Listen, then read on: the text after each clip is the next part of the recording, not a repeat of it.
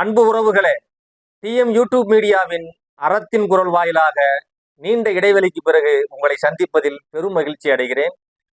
தொடர்ச்சியான உங்களுடைய பெரும் ஆதரவிற்கு எனது நெஞ்சம் நிறைந்த நன்றிகளும் பிரார்த்தனைகளும். புதிதாக இந்த காணொலியை பார்க்கக்கூடிய உறவுகள் சேனலை சப்போர்ட் பண்ணுங்க, மறந்துடாம சப்ஸ்கிரைப் பண்ணி உங்களுடைய பின்னூட்ட பதிவுகளையும் மறந்துடாம பதிவு செய்யும். உறவுகளே, நம்ம நாட்டில் இந்த விஐபிகளை பாதுகாக்கிறதுக்காக அந்த செக்யூரிட்டி ஃபோர்ஸ் இருக்குல்ல, இவங்களுக்கு செலவு செய்யற தொகை மாசம் எவ்வளவு செலவு செய்யறாங்கன்னு நீங்க கேட்டீங்கன்னா வாயை பொழந்துருவீங்க, உங்களுக்கு தலை சுத்தி போகும். அந்த அளவிற்கு இந்திய அரசு இந்த விஐபிங்கிற பேர்ல இருக்கிற சில பேருக்கு கொடுக்குற பாதுகாப்பு செலவு மட்டுமே 600 கோடிக்கு மேல செலவு பண்றானுங்க. இதுல என்ன கொடுமைன்னு கேட்டீங்கன்னா, இந்த விஐபிகள்ங்கிற பேர்ல இவங்க வழக்கமா இந்த பிரதமருக்கு, குடியரசுத் தலைவர்களுக்கு, முதல்வர்களுக்கு, முக்கியமான பிரமுகர்களுக்கு கொடுக்குற பாதுகாப்பு நம்ம கடமை, அதை செய்யறோம். அதுல நமக்கு மாற்று கருத்து இல்லை. ஆனா நம்முடைய வரி பணத்துல சில டம்மி பீஸு, சில டுமால் பீஸு, இதுகளுக்கெல்லாம் பாதுகாப்பை கொடுத்து நம்ம வரி பணத்தை வீணாக்குற கொடுமை இருக்கு பாத்தீங்களா? அதுதாங்க இருக்கிறதுலே பெரிய கொடுமை. இந்த டம்மி பீஸு, டமால் பீஸு, டுமில் பீஸ் எல்லாம் சொன்னேன்ல, அது உங்களுக்கு நல்லாவே தெரியும். இந்த அண்ணாமலைக்கு என்ன அப்படி ஒரு உயிர் அச்சம், என்ன அந்த அளவுக்கு ஒரு பாதுகாப்புங்கிறது நமக்கு இன்னும் கேள்விக்குறியாவே இருக்கு. அவருக்கெல்லாம் இந்த தமிழ்நாட்டுல பாதுகாப்பு, அதை தாண்டி கும்பல்களுக்கெல்லாம் நம்முடைய வரிப்பணத்துலதான் பாதுகாப்பு கொடுக்குறாங்க. இதை எல்லாம் விட உச்சபட்ச பயங்கரம், இந்த பாபர் மசூதி வழக்குல பயங்கரவாதியாகவே குற்றம் சாட்டப்பட்ட அந்த உமா பாரதி இருக்காங்கல்ல, அவங்களுக்கும் நம்ம வரிப்பணத்துலதான் பாதுகாப்பாமா. இது எல்லாம் சேர்த்து தான் 600-700 கோடி இந்த அரசு இந்த பாதுகாப்பு காரணத்துக்காகவே செலவழிக்கிறாங்க. இந்த வரிசையில இப்ப நம்ம விஜயை சேர்த்திருக்காங்க. இந்த விஜய் இந்த நாட்டுக்கும் இந்த மாநிலத்துக்கும் அப்படி என்ன அறுத்து தள்ளிட்டாரு அப்படிங்கிறத இந்த காணொலியில பார்ப்போம். நம்ம நாட்டுல ஏழைங்களுடைய வயிற்றுல அடிச்சு அவங்களுடைய வருமானத்தை சுரண்டி இந்த கள்ள முட்டாய்க்கு வரி, ஊறுகாய்க்கு வரி, உப்பு பாக்கெட்டுக்கு வரி, இப்படியெல்லாம் வரியை போட்டுதான் நம்ம கழுத்தை அறுத்து, ஏற்கனவே இந்த பாராளுமன்றத்துல இவங்களுக்கு இந்த டீ செலவு, அந்த எம்பிக்களுக்கு அந்த செலவு, எம்எல்ஏக்களுக்கு இந்த செலவு, இன்னும் சொல்ல போன அந்த RSS ரவி, RSS ரவி இல்ல, அவரு RN ரவி இருக்கார்ல, அந்த கவர்னருடைய தேநீர் செலவு, இப்படி எல்லா செலவுகளுக்கும் இந்த நாட்டுடைய குடிமக்கள் தலையில வரியை உயர்த்தி தான் இந்த செலவை எல்லாம் இவங்க பண்றாங்க. அத்தோட நிறுத்தாம இந்த நாட்டுல 800 பேருக்கு பாதுகாப்புங்கிற பேர்ல இவங்க செலவழிக்கிற தொகை இருக்குல்ல, ஒரு குடிமகனா இதுல அக்கறை செலுத்தி நம்ம கேள்வி கேட்க வேண்டிய பொறுப்பு நமக்கு இருக்குல்லங்க.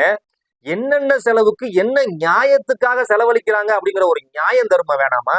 அதாவது சௌரியத்துக்கு இவங்க நோக்கத்துக்கு நம்ம பணம் தானே, நம்ம வரி பணம் தானே, அவங்களுக்கு எந்த கவலையும் இல்லை. அதனால யாராருக்கெல்லாமோ பாதுகாப்புங்கிற பேர்ல இந்த ஒவ்வொரு மாசமும் பெரிய தொகை எதுக்கு செலவழிக்கிறாங்க. இந்த கங்கனா ராணாவத் இருக்காங்கல்ல, அந்த அம்மாவுக்கு Y+ பாதுகாப்பாமா, கிட்டத்தட்ட 35 லட்சம் ரூபாய்க்கு மேல மாசம் அதற்கே பாதுகாப்பு செலவு. அந்த வரிசையில இந்த மனுஷன் விஜய் இப்ப கொண்டாந்து சேர்த்திருக்காங்க. இந்த விஜய் அப்படி என்ன தமிழ்நாட்டுக்கு செக் இழுத்து தள்ளிட்டாரு, அப்படி என்ன இந்தியாவுக்கு சுதந்திரம் வாங்குறதுல பெரிய போராட்டத்துல பங்கெடுத்து பல ஆர்ப்பாட்டங்கள்ல பங்கெடுத்து தியாகியா மாறிட்டாருன்னு சொல்லி இவருக்கு எவ்வளவு பெரிய செலவழிக்கிறீங்க. ஒய் பிரிவு பாதுகாப்புங்கிற பேர்ல போட்டு இனி மாசம் அவருக்கும் ஒவ்வொரு மாசமும் இந்த 20 லட்சம் ரூபாய்க்கு மேல உள்ள தொகையை செலவு செய்யணும். ஏற்கனவே தமிழ்நாட்டுல நீங்க 80 பேர்த்துக்கு பாதுகாப்புங்கிற பேர்ல பல லட்சம் பல கோடி ரூபாயை செலவழிச்சிட்டு இருக்கீங்க. இந்தியாவுல 800 பேருக்கு மேல இந்த பாதுகாப்புங்கிற பேர்ல செலவழிக்கிறீங்க. இதுக்கெல்லாம் ஒரு கணக்கு வழக்கு வேண்டாமா? சரி, நம்ம விஜய் மேட்ருக்கு வந்துருவோம். கட்சி ஆரம்பிச்சு இந்த ஒரு வருடத்துல இதுவரைக்கும் இந்த தமிழக வெற்றி கழகத்தினுடைய தலைவர் நடிகர் விஜய் ஒரு பத்திரிகையாளர் சந்திப்பை கூட நடத்தலைங்க. எந்த அச்சுறுத்தலுக்கும் ஆளாகலைங்க. மக்களை நேரடியா எந்த களத்திலையுமே சந்திக்கல. இவருக்கு எதுக்கு உங்களுடைய பாதுகாப்பு? அவர் பாதுகாப்பு வேணும்னு உங்கள்கிட்ட கேட்டாரா? நீங்க வாலண்டரியா தேடி தேடி இந்த பாதுகாப்பை கொடுக்குறீங்களே, என்ன உள்நோக்கம் உங்களுக்கு?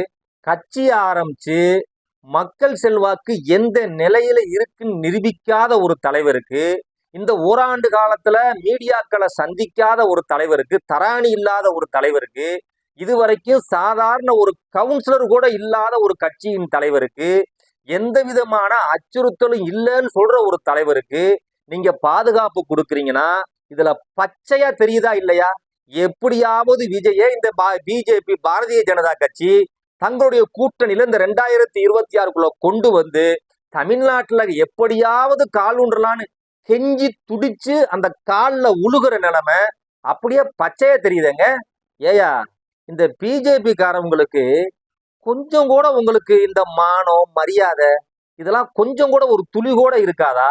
அந்த ஆளுதான் முதல் மாநாட்டிலேயே ஓப்பனா டிக்ளேர் பண்ணிட்டாப்ல, எங்களுடைய அரசியல் எதிரி இந்த மாநிலத்துல அரசியல் எதிரி திமுக தான், கொள்கை எதிரி இந்திய அளவுல எங்களுடைய கொள்கை எதிரி பிஜேபி தான்.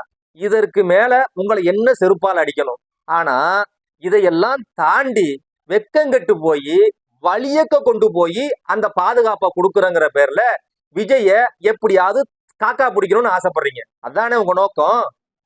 எப்போதுமே எதையாவது ஒண்ணு செஞ்சுட்டு அதுக்கு அழகா அப்பட்டமா அப்புறாணி மாதிரி இந்த பிஜேபியில முட்டு கொடுப்பாங்கல்ல, அப்படி ஒரு முட்டை நம்ம பிஞ்சு மூஞ்சி பஞ்சு பாடி அண்ணாமலை இருக்காருல, ஒரு முட்டு கொடுக்குறாரு பாருங்க.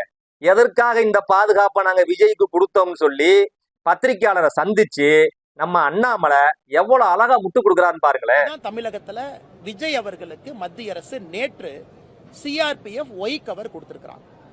காரணம் 2-3 விஷயங்கள் நான் பாக்குறதுங்க. நான் மத்திய அரசு சார்பா பேச முடியாது, நான் ஒரு சாதாரண மனிதனா பேசுறேன். பத்திரிகையில நீங்களே போட்டிருந்தீங்க, ஆளுநரை சந்திக்க வரும்பொழுது வர முடியல, பைக்ல வர்றாங்க, தடுக்கிறாங்க, நிறைய பேர் பைக்ல போய் கீழே விழுந்தாங்க, இது சொல்றீங்க. பரந்தூர் விமான நிலைய மக்கள்கிட்ட பேச போகும்போது பிரச்சனைன்னு பத்திரிகையில் நீங்க எழுதுறீங்க. ஆனால் மத்திய அரசை பொறுத்தவரை எல்லாத்தையும் கண்காணிக்கிறாங்க. மிஸ்டர் அண்ணாமலை, நீங்க என்ன முட்டு கொடுத்தாலும் விஜய் உங்க பக்கம் வரமாட்டேன்னு சொல்லி டிக்ளேர் பண்ணிருக்காப்ல. ஆனா இது உறுதியா இருப்பாப்லையா இல்லையாங்கிறத நம்ம பின் நாட்கள்ல பார்ப்போம். இந்த விஷயம் அப்படியே இருக்கட்டும். அதை தாண்டி நாம என்ன கவலைப்படுறோம் தெரியுமா? விஜய் ஏற்கனவே சினிமா துறையில கலை உலகத்துல இருக்கும்போது அந்த ஆள் கேர உணவு விட்டு வெளியில வர மாட்டாப்ல. ஷூட்டிங் ஸ்பாட்ல ஒரு பொம்மை மாதிரி ஊமை மாதிரியே உட்கார்ந்து இருப்பாப்ல. அதை தாண்டி யாராவது விஜயோட ரசிகர்களோ தொண்டர்களோ வீட்டுல போய் நம்ம தலைவரை சந்திச்சிடலான்னு ஆவலோடையும் ஆதங்கத்திலையும் போவான்ல, அந்த நேரத்துல இந்த மனுஷன் அந்த காம்பவுண்ட் கேட்டை விட்டே வெளியில வர மாட்டாப்ல.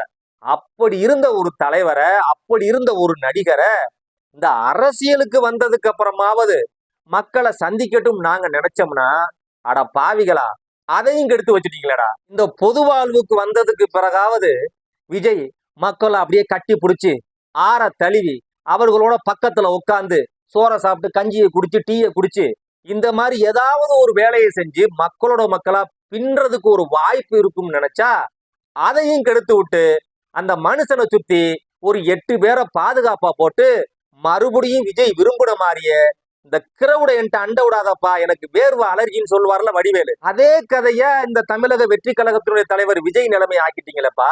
இதுல மிக நுட்பமா கவனிக்க வேண்டிய இன்னொரு விஷயமும் இருக்கு. இப்ப விஜய்க்கு கொடுத்திருக்கிற இந்த ஒய் பிரிவு பாதுகாப்பு அப்படிங்கிறது தமிழ்நாட்டுக்குள்ள மட்டும் இவர் எங்க போனாலும் இவருக்கு இந்த பாதுகாப்பு பட பின்னாடி இருப்பாங்க. அப்ப நீங்க தமிழ்நாட்டுக்குள்ள பாதுகாப்பு கொடுக்குறீங்கன்னு சொன்னா இந்த மாநிலத்துல மக்களால தேர்ந்தெடுக்கப்பட்ட ஒரு அரசு இருக்குல்ல, அதற்கு ஒரு முதலமைச்சர் இருக்கார்ல, இந்த ஸ்டாலின்ட்ட இன்றைய தமிழக முதல்வர் ஸ்டாலின்ட்ட இது குறித்து இந்த மத்திய அரசு ஒன்றிய அரசு ஆலோசனை கேட்டிருக்கணுமா? கேட்டாங்களா? ஐயா தமிழக முதல்வர் ஸ்டாலின் அவர்களே, கவனிச்சிங்களா? இந்த கேள்வி உங்களுக்கு தான். இதே அம்மையார் ஜெயலலிதா இருந்தா ஒன்றிய அரசுல இந்த மோடியோ டாடியோ உள்துறை அமைச்சர் அமித்ஷாவோ பாட்ஷாவோ யாரோ இருந்தா இந்த முடிவை தன்னிச்சையா எடுத்திருக்க விட்டுருப்பாங்களா? எடுத்திருக்க முடியுமா? அந்த அம்மா தான் உண்மையான இரும்பு பெண்மணிங்கிறத நிரூபிச்சுட்டாங்களா? நீங்க எவ்வளவு பெரிய பலவீனமான முதல்வருங்கிறத ஒன்றிய அரசு எடை போட்டு வச்சிருக்கான் பாத்தீங்களா? இதுக்கெல்லாம் இது ஒரு அத்தாட்சி. இன்னொரு முக்கியமான விஷயமும் இருக்கு. நீங்க இந்தியா முழுவதும் விஜய் பயணிக்கிறதுக்கு நாங்க முழுமையான பாதுகாப்பை கொடுக்குறோம் அப்படின்னு சொல்லி தன்னிச்சையா இந்த ஒன்றிய அரசு முடிவு எடுத்திருந்துச்சுன்னா அதுல நியாயம் இருக்கு. நீ என்ன பண்ற? தமிழ்நாட்டுக்குள்ள விஜய்க்கு பாதுகாப்பு இல்ல, இங்க உளவுத்துறை ரிப்போர்ட் அப்படி இருக்கு. எந்த உளவுத்துறை உனக்கு இந்த ரிப்போர்ட்டை கொடுத்துச்சு? அப்ப தமிழ்நாட்டுல இருக்கிற உளவுத்துறை ஸ்டாலின் இந்த ரிப்போர்ட்டை கொடுக்கலையா? இங்க உள்ள முதல்வருக்கு இந்த தகவலை கொடுக்கலையா? அது என்ன, எந்த உளவுத்துறை உங்களுக்கு மட்டும் தனியா விஜய்க்கு அச்சுறுத்தல் இருக்கு, உயிருக்கு அச்சுறுத்தல் இருக்குன்னு எந்த உளவுத்துறைப்பா உங்களுக்கு மட்டும் தனியா ரிப்போர்ட் கொடுத்தாங்க, தகவல் கொடுத்தாங்க? தமிழ்நாட்டுக்கே தெரியாம அப்படி உங்களுக்கு யாரு தகவல் கொடுத்தா? அப்ப நீங்க என்ன சொல்ல வர்றீங்க? தமிழ்நாட்டு அரசையே நீங்க கேள்விக்குறியாக்குறீங்க, பலவீனப்படுத்துறீங்க. இங்க இருக்கிற தமிழக அரசுடைய உளவுத்துறை கேட்பாரற்று கிடக்கு, தோல்வியை தழுவி இருக்கு, பலவீனமா இருக்குங்கிறத அப்பட்டமா காமிக்கிறதுக்கு ஒரு சித்து விளையாட்ட விஜயுடைய ஒய் பாதுகாப்பு மூலமா நீங்க கொடுக்க நினைக்கிறீங்க. எங்களுடைய வரி பணம், எங்க காசு, எங்க டப்ப வச்ச எங்க மாநிலத்துல இருக்கக்கூடிய ஒரு கட்சியின் தலைவருக்கு, நடிகருக்கு பாதுகாப்பு கொடுக்கிறோங்கிற பேர்ல இந்த மாநில அரசை நீ பலவீனப்படுத்துற, இந்த மாநிலத்தினுடைய முதல்வரை நீ பலவீனப்படுத்துற, இந்த மாநிலத்தினுடைய உளவுத்துறை அமைப்புகளை கேவலப்படுத்திட்டு என்னென்ன கிட்டுக்கால் வேலையெல்லாம் நீ செய்யற. ஏய், இந்த கிச்சிக்கால் வேலையெல்லாம் என்கிட்ட வச்சுக்கிறாத. ஒத்த கால தனியா வெட்டிப்பிடி ஒண்ணே. அப்ப இதையெல்லாம் கவனத்தில் கொண்டு இதையெல்லாம் கேட்கக்கூடியவங்களா யார் இருக்கணும்? நம்முடைய தமிழ்நாடு அரசும், அரசு துறையும், காவல்துறையும், உளவுத்துறையும் தான். கேட்பாங்களா? பொறுத்திருந்து பார்ப்போம். நன்றி. மீண்டும் அடுத்த காணொளியில் சந்திப்போம்.